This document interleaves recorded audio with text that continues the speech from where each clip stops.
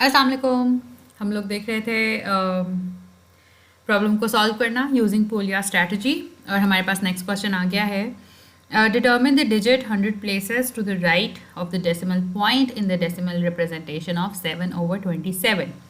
सबसे पहले वही वाली बात है, क्वेश्चन को समझना। 7/27 is a decimal representation, not a decimal, is a fraction actually.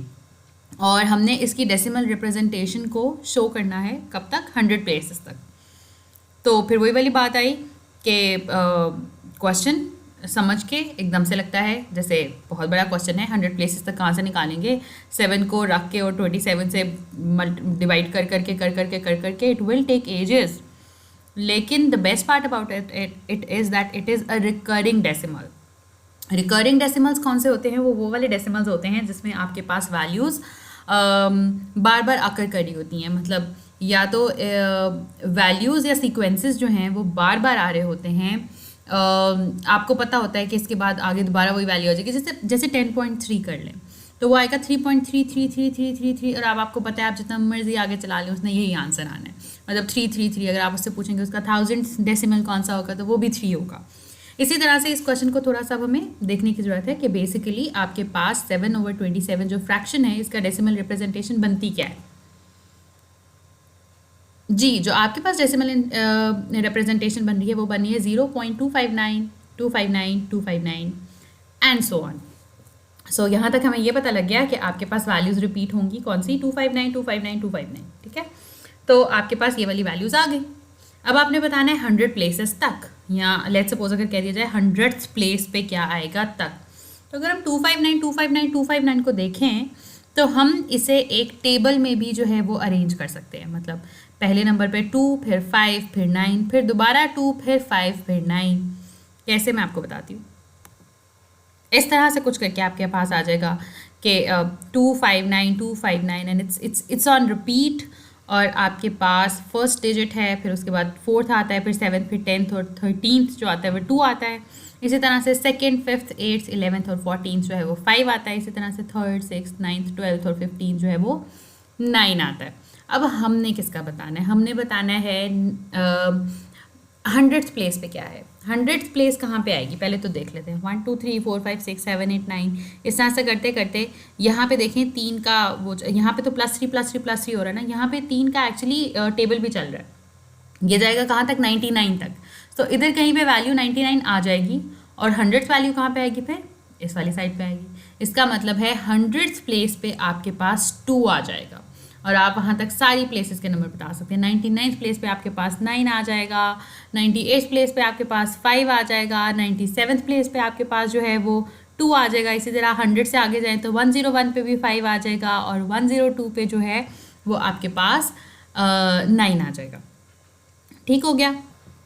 मतलब कि आप 3 के पहाड़े का ना थोड़ा सा रेफरेंस ले सकते हैं कि लेट्स सपोज अगर नंबर है 97, तो 97 से 97 क्या एक 3 पे पूरा डिवाइड होता है? नहीं होता। कौन सा नंबर होता है? 96 होता है। 96 3 पे डिवाइड हो जाता है। इसका मतलब वो तो इस वाले कॉलम में आता होगा, तो फिर 97 किधर आएगा? 97 अगली प्लेस पे आ जाएगा। इसी तरह अगर 98 होता तो हम उससे भी थोड़ा सा पीछे, थोड़ा सा आगे जाके, जैसे फॉर एग्जांपल 98 के लिए हम 99 भी देख सकते थे। 99 पूरा डिवाइड होता है और आपके पास यहाँ पे क्या आ जाता है? यहाँ पे 98 आ जाता। ठीक है, इसी तरह से आप कोई भी प्लेस निकाल सकते हैं और ये सिर्फ 100 तक की बात नहीं है, अब आप आगे तक भी जितनी भी प्लेसेस चाहें आप निकाल सकते हैं।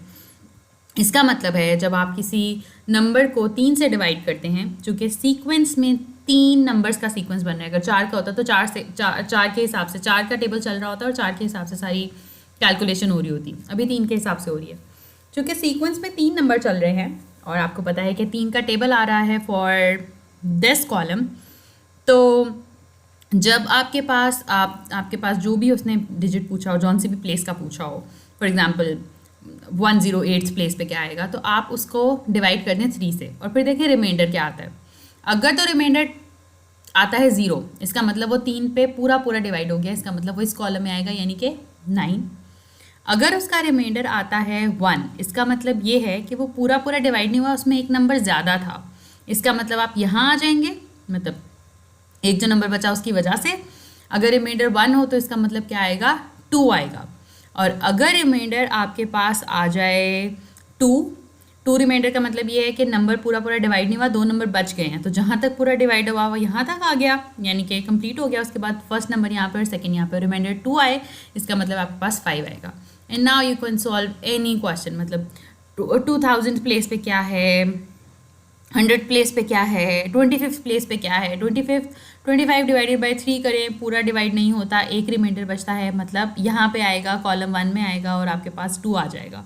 इसी तरह से 2000 करें तो 2000 को अगर चेक करें आप तो क्या रिमाइंडर बचता है, तो आपके पास आ जाता है मतलब 2000 से तो नहीं मुझे पता, लेकिन मुझे ये पता है कि 2001 जो है ना वो तीन पे पूरा पूरा डिवाइड हो जाता है। तो 2001 अगर हो जाता है तो आप एक नंबर पीछे जाएं तो वो कौन सा बनेगा, वो आपके पास बन जाएगा ये वाला, मतलब अगर हम दोबारा देखें तो 2000 को जब 3 से मल्टीप्लाई करते हैं तो आपके पास 2 रिमाइंडर आता है, और 2 रिमाइंडर वाली चीज़ कहाँ जाती है, यहाँ 5 पे जाती है। और अगर वही वाली बात है कि अगर हम वो देखते हैं कि 2001 पूरा पूरा डिवाइड हो जाता है तो इससे थोड़ा नंबर पीछे है, तो फिर हमें पीछे आना पड़ता है, तो वो 5 बन जाता है। ये 2 तरीके जिससे आप चेक कर सकते हैं। ये था जी हमारे पास रिकरिंग का क्वेश्चन 3300th प्लेस के लिए। आप खुद देखें कि क्या आंसर आएगा। 3501th प्लेस के लिए भी आप देख लीजिएगा कि क्या आएगा। लेकिन यहाँ तक जो है ना हमारा ये वाला क्वेश्चन जो है वो ख़त्म होता है। Thank you so much.